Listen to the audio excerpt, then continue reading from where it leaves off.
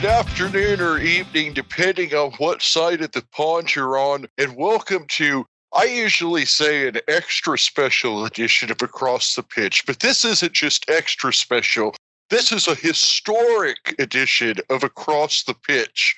My name is Phil Kennedy, and today I am joined by two of the greatest historians of Accrington Stanley, author of 50 Years of Accrington Stanley, Darren Woodhead in one corner, David Lloyd, one of just 4 all-time members of the Accrington Stanley Supporters Trust, along with Andy Holt. I mean, when it comes to Accrington Stanley knowledge, you cannot get 2 bigger heavyweights into the battle, into the ring today. You heard our dream match a few months ago when we pitted the current Accrington Stanley starting 11 versus the current Phoenix Rising starting 11. In today's event, we're going to pit the all-time last 50 years of Accrington Stanley at the Crown Ground team versus the all-time Peel Park team that goes back all the way to the original Football League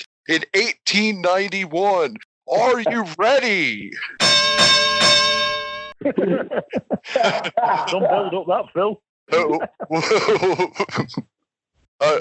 Are you guys ready for the? So we're going to start with a 4-4-2 formation. Do you guys want to give a little pregame trash talk before we get started here? Go on, Darren. You go into that. Thanks for coming on the show again, David. Really appreciate it. Bit of fun in these testing times we've got at the moment. How are you finding lockdown? Lockdown is demanding like it is for everybody, and you know we've just got to do the right thing and stay indoors unless you absolutely need to go out for work. NHS is overwhelmed and needs all our support really, and so things that we're doing tonight may help along the way to keep people occupied and to look at football teams, whoever it may be. And no doubt around the world, there'll be people looking at Liverpool and Man United and Chelsea. We're looking at Accrington Stanley. Exactly. And we, like you said, we're well said on that. Everyone's staying inside, making the best of things. I've just come in from the garden. It's even warm in Baxenden tonight, David. You'll be pleased to know. That's unusual, isn't it?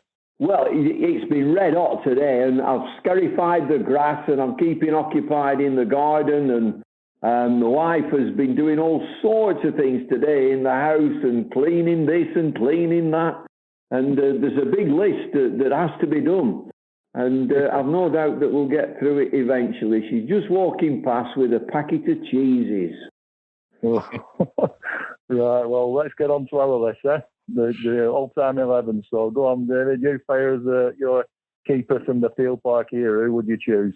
Well, Phil were a bit cheeky there, saying I'm going back to the 1800s. That's not right. I'm going into the 50s, the 1950s, until probably the demise in 1962. So let's start with the goalkeeper, and I'm going for Tommy McQueen, and everybody Accrington Stanley will know that Tommy McQueen, he had a great flat cap and a pair of gloves, did Tommy, but his son was far more famous, and he was Gordon McQueen, who played for Leeds United, Scotland and Man United. Good stuff, yeah. I think quite common that lots of people would have picked McQueen. I think that also Willie McInnes at the same time, didn't they? They both. I've got McInnes in brackets here, and because Willie stayed in the area and had a chip shop in Uncourt. Yeah, and he came onto a game last season, Willie McInnes. He's still going strong. Yeah, oh, good man. Yeah, I'll post a picture of him on Twitter. He was had a picture of him on the Clayton end last season, and he looks very well. Top man. Yeah, so, I mean, that's the difficult thing. It's the people you leave out with these 11s, isn't it?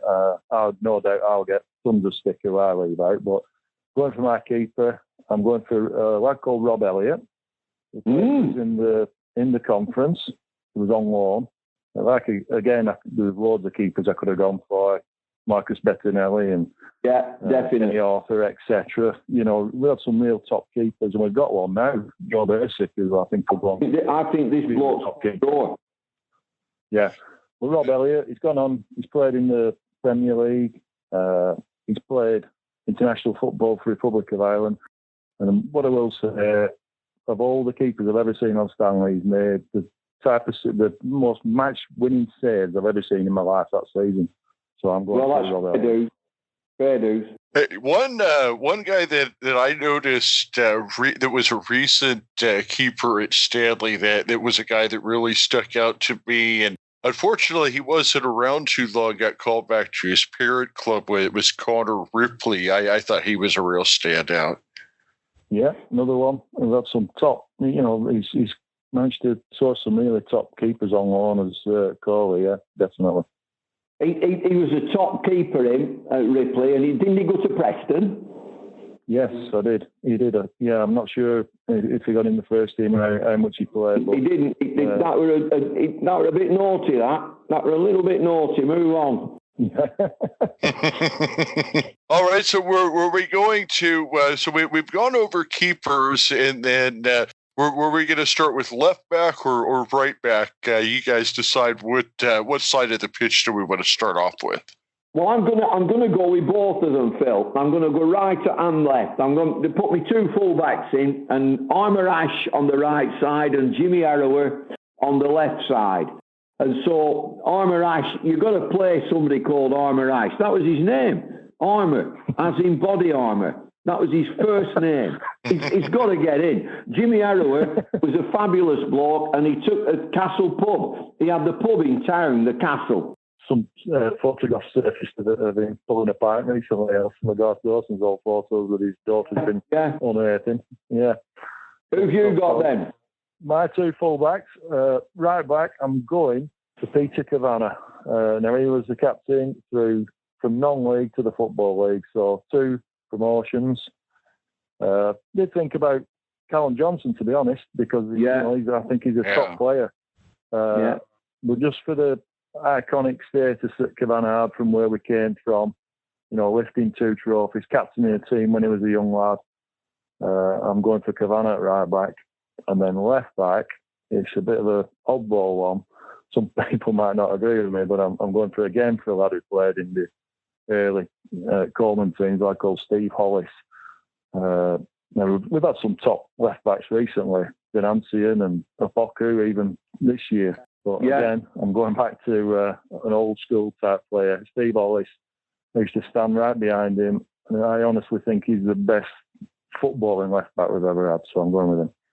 Well, I mean that's a good shout, because Denancian is a fine player. Opoku is a fine player. They're really good players, these. Yeah. Yeah, I mean, both of those guys have really come in a short time with the club, have really made an impact. And a guy like Opoku, I mean, he's someone that's on loan from Fulham. He's somebody that's definitely going to be playing it, at least at the championship level in the near future. And at just 21 is all that he is. He's a Premier League talent, and certainly 20 years ago that the players that were coming to Stanley on loan weren't necessarily Premier League talent. Well, Denancian and Opoku, when you watch them, the strength, they're so strong. They brush people aside, and they've got skill. They can use the ball. It's not a question of them days have gone where you just hoof it up the field. You've got to distribute the ball, and I think they do it well. Yeah, and Accy, he has gone on this season to Ipswich, and he's started, looks like 13 games for Ipswich so far this season. And that's, of course, one of the top teams in League One that's looking for the championship. So, he's getting significant minutes there now. Yeah, good stuff. So, who have you got at centre-half, David? I've got 2 centre-halves. I've got John Ryden, who we made good money on John Ryden, sold him to Tottenham Hotspur. And he was a commanding, ball-playing centre-half. He wasn't a stopper. He was quite a cultured centre-half. And if I said, somebody like John Stones at Man City, that type of player who can bring a ball down and distribute the ball. And alongside him, I've got Errol Bordle. Now, I mean, he didn't take any prisoners in. And so, I've got a good guy and a bad guy in that middle. So he'd be David Luiz with Errol Bordle. So, similar theme, I picked somebody to attack the ball and somebody who's more of a footballing centre back. So somebody attacked the ball, I picked Tom Aldred. He played for us about 5 years ago, and he played when we were struggling. Went to Blackpool. Went to Blackpool. Now I always, like the fact when we were in a corner and we were struggling at the bottom of the league, and he was somebody you could look to week in, week out. He got stuck in, threw himself around. So I thought I'll pick him. And a good foil for him will be a current player who's playing, Mark Hughes. For me, he's best footballing centre half we've had. So I just thought they'd be a good partnership. Well, I think that our two centre halves now are terrific. I mean, you're just biased when you watch them in League One. That Ross Sykes has come through the academy. He's just a lad. He's just a lad, and to watch, he'll develop. He'll get a better player. Yozzer is Accrington Stanley. Mm-hmm. Yeah, I mean, I think that Yosser, I mean, right now he is just the guy. He's that rock back there that he's been there through the promotion. He's the guy that the young guys look up to. And one of the things that we talked about on a recent episode is with Mark Hughes. Out of the guys that he's played with throughout his career, how many of those guys have gone on to play at the championship or higher? And it's just that he's one of those guys that sometimes he gets lost in the shuffle out there because he's so consistent and he doesn't make a mistake. And because he's not a flashy guy, you just sometimes he's just that. We talked about how he's almost like Ringo Starr was to the Beatles, where Ringo was just so consistent and never made a mistake, but he was just that guy that was back there keeping the band in line. I think he's a leader. I think Mark Hughes is a leader, and he can throw a bollocking out. He can get stuck into his teammates, and the one thing about that, you've got to be really careful when you do that. But if you've got respect of your teammates, they'll take it. And from what I see is that they'll take it from Mark Hughes. He gets stuck into them now and again because he has the respect of the team. Yeah, agree on that one. And I think that when you see, like you said, with Ross Sykes, that the way that if you just watch Ross and how he's grown over the past 3 years, and he's learning under Mark, and like you said, I mean he's as good of a talent as the club has ever had, and he's just going to keep getting better and better. I agree. Agree. And if I'd have been picking this dream team in a year or two, no doubt he'd be in. I'm just trying to pick a little bit of a balance so I don't go for the current squad, which I could easily do. Because they're playing at the highest level of football they've ever been. So by default, this is the dream team that we've got this season. But okay, moving on then. So we'll go for the wingers. Who have you got, David, on the wings? I've got two wing backs. I've got Mike Ferguson, who went to Blackburn Rovers from us. A real jinky, skillful, strong, tricky right winger. He went to Blackburn Rovers and he took a pub in Oswaldtwistle. I can't remember. It was on Moscow Mill Street, I think. He took a pub on there. Anyway, he's on my right wing. And then I had Bert Scott on the left wing. He was like he used to run like a number 9 knitting needle, did this bloke. His knees were up by his chest when he run. Bert Scott, he was unbelievably thin. And I think he took a window cleaning round. I'm certain he did. With Terry. Yeah, he did it for a long time after playing. But then I remember Joe Devlin, Mr. Hoover. Joe Devlin, I knew Joe for years. Well, throughout his life, I knew Joe really, really well. I couldn't tell a word he said. He said he was proper Scottish. And he mended everybody's Hoover. When your Hoover went down, Joe would come and mend it. And I played football with his lad, Joe. He had a lad called Joe, who I can promise you he got sent off every week. He was the dirtiest player I've ever seen. And he's still around in Terry. He was a brilliant lad, young Joe Devlin, and Dad was lovely. So I'm torn between Bert Scott and Joe Devlin. And so I'm going to say I'm having both of them. They can play 1 week and then another. It's a squad rotation. Squad rotation, that's it. There you go. Right. For my wingers then, again, I could have very easily gone with the two wingers that are playing today, Sean McConville and Clark. Now, I was tempted to go for both of them, but I've gone for, on the left wing, I've gone for Gary Roberts, who's a wide player for us when we're in conference in the first year in the Football League. Went on to playing regular in the Championship, still playing in the Championship well into his 30s now with Wigan. So I've gone for him on the left. And on the right, although he did play centre midfield sometimes, I've gone for Jimmy Ryan. All right. Yeah. Really enjoyed watching Jimmy Ryan play football. Jordan Clark, equally, he's probably trickier than Ryan, but Ryan always had goals in him whenever he played for me, right at his peak. And I just love watching him play. So they're my two wingers. I was willing you to play Sean McConville. I was willing you to pick him. Because Sean will listen. I hope he listens to this. Because my fullback, Armour Ash and Jimmy Arrower, had kicked him to Uncourt. Yeah. He managed to get out of the way, though, with Sean. He knows how to... He was brilliant. I went to an ill-fated game at Guiseley. They had a full-back. He was a filthy little sod called Brown, I think he was, who finished up playing at York City. My wife, Diana's a season ticket holder at York City.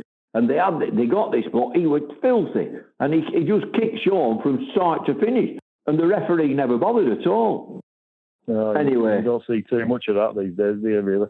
No, but down the lower divisions, you can give him a bit of a clout. Yep. Okay, so we're going to the central midfield now, there. The number 10, if you will, the famous number 10. Yeah, the two centre midfielders.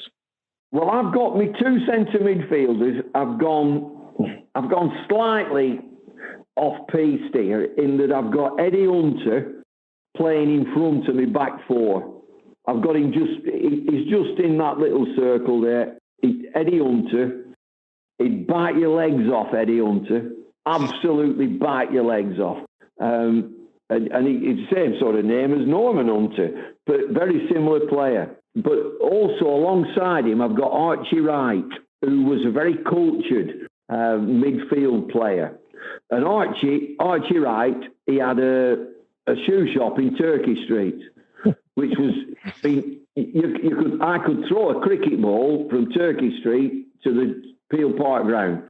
And Archie Wright, he had I'm sure it was Archie Wright, was it? No, it might have been Willie Miller. It might have been Willie Miller. I'll forget all that about the shoe shop. But I'm having Archie Wright alongside Eddie Hunter. Right. Okay. They all had their own little businesses, though, didn't they, these players? Oh, they did. I've got confused now as to who actually had the shoe shop. Yeah. Okay, so moving on to my central midfielders. Some strong contenders in there, and the two lads that ended up going to the Glasgow Rangers, Josh Windass and Matty Crooks, they featured highly. But I've gone for a stalwart of the club who's played, who's second only behind Paul Mullen in appearances, Andy Proctor. Yeah. Year in, year out, game in, game out, you could rely on the guy. Played over 300 games. Legend for the club, so I've picked Brocky. In there, I've picked someone who's a bit of a cult hero at the club. He had a few spells at there. That's Ronnie Bocco. Again, a go-to man, scored important goals. And they're my two midfielders, Andy Proctor and Ronnie Bocco. Incidentally, Ronnie Bocco is going to come on the show, isn't he, fellas, I guess? which will be he's next Wednesday, a week from today. You picked the wrong two, Darren. Well, controversial. Got the wrong ones. You got to have Windass and Crooks. Yeah, I'm going for longevity rather than they were good for one season for me, where I've gone for Proctor and Bocco over quite a few seasons and a lot of appearances. Top man. I haven't just gone for the. But when they were peak and the season really went up, they were fantastic. I didn't know Romy Bocco, but I know Prop. Top man, absolute top man, Prop. Yeah. In the discussion of the midfield, a guy who just never seems to get enough credit that didn't come up is Seamus Keneally. I mean, he's been the heart and soul of the midfield for 6 years. He was captain on the promotion team, and he's not a guy you see on the stat sheet, but the club would never be where it is today without Captain Keneally. Yeah, exactly. Like I said, the ones that I've left out were more difficult, and he was definitely on the short list as well. I've probably got 10 players for each position. It's a nightmare, really, when you start doing it.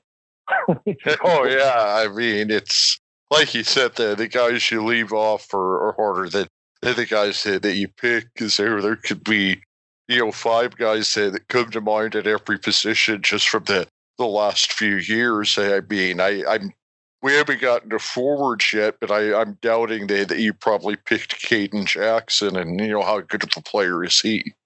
Well, hang on, Phil. Just going back to Seamus Keneally, he's always in space. He's always his vision. He's got vision. He's that type of player that can make space for himself and then can see a pass. He can always see a pass. He's not quick by any stretch, and he probably should score more than he does. But he's always got time. Right. He's always, if you find where the ball is at, chances are he's not going to be more than 2 or 3 steps away from it at any given time during the match.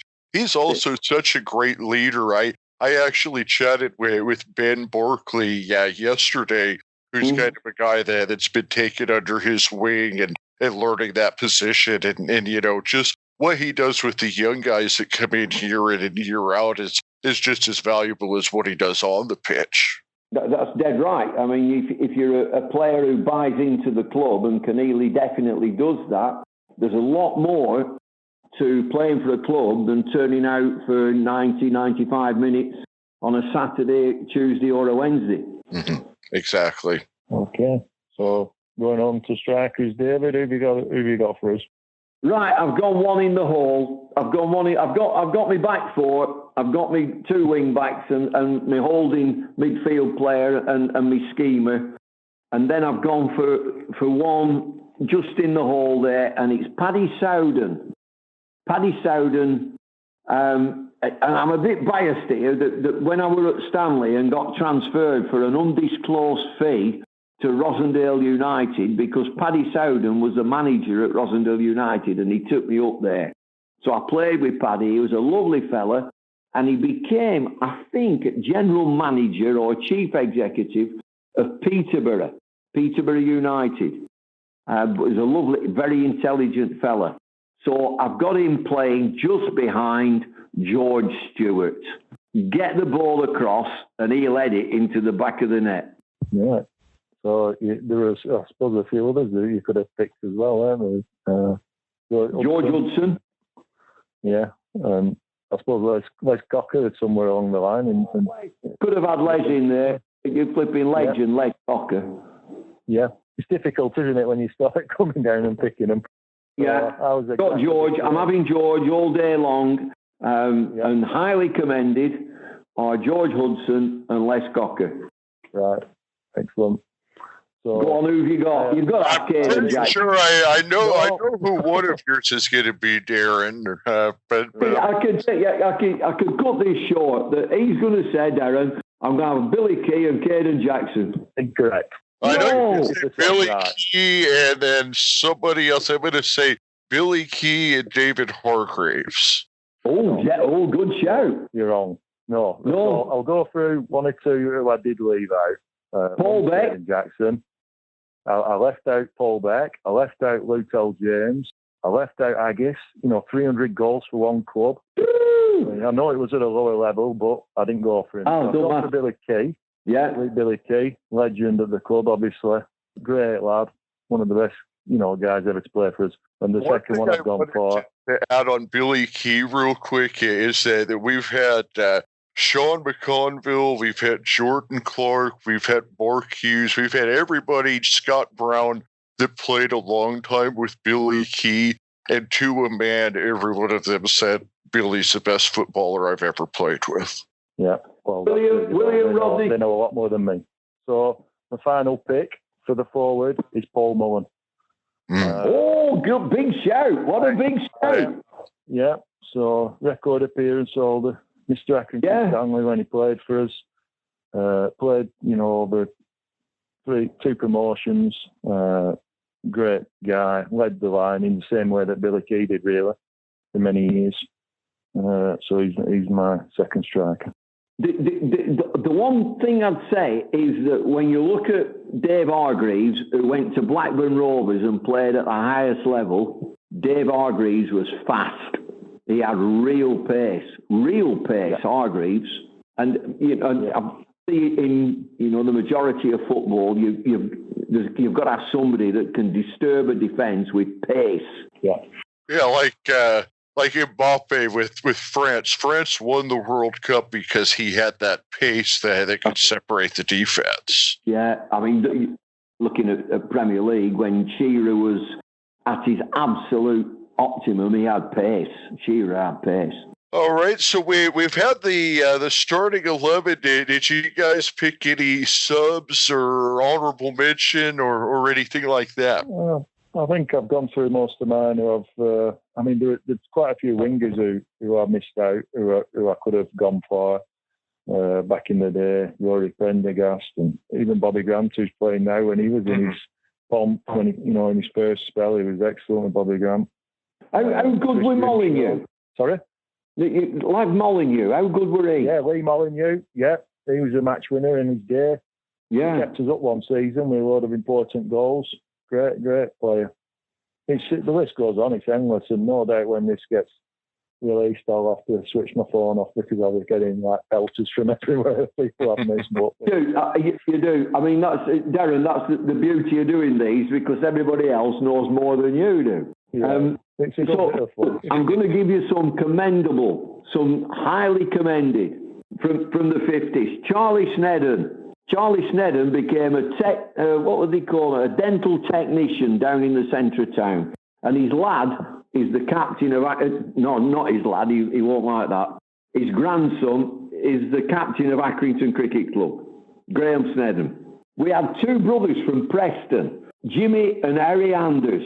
And, I mean, you got slutchy. It was really slutchy on Peel Park. And they always come off with the whitest shorts you've ever seen. They never got tackled. Jimmy and Harry Anders were the two wingers. Terry Tye, window cleaner, Accrington window cleaner. And he'd bite your legs as well. Terry Tye, bite your legs. Jimmy Mulcairn was a Scottish B international.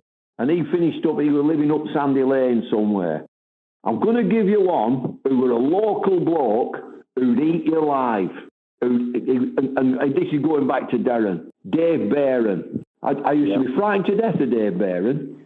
I played against him in sort of local combination stuff, and he would have cut above that. But he could hurt you. He could really get stuck in at a time when you got stuck in.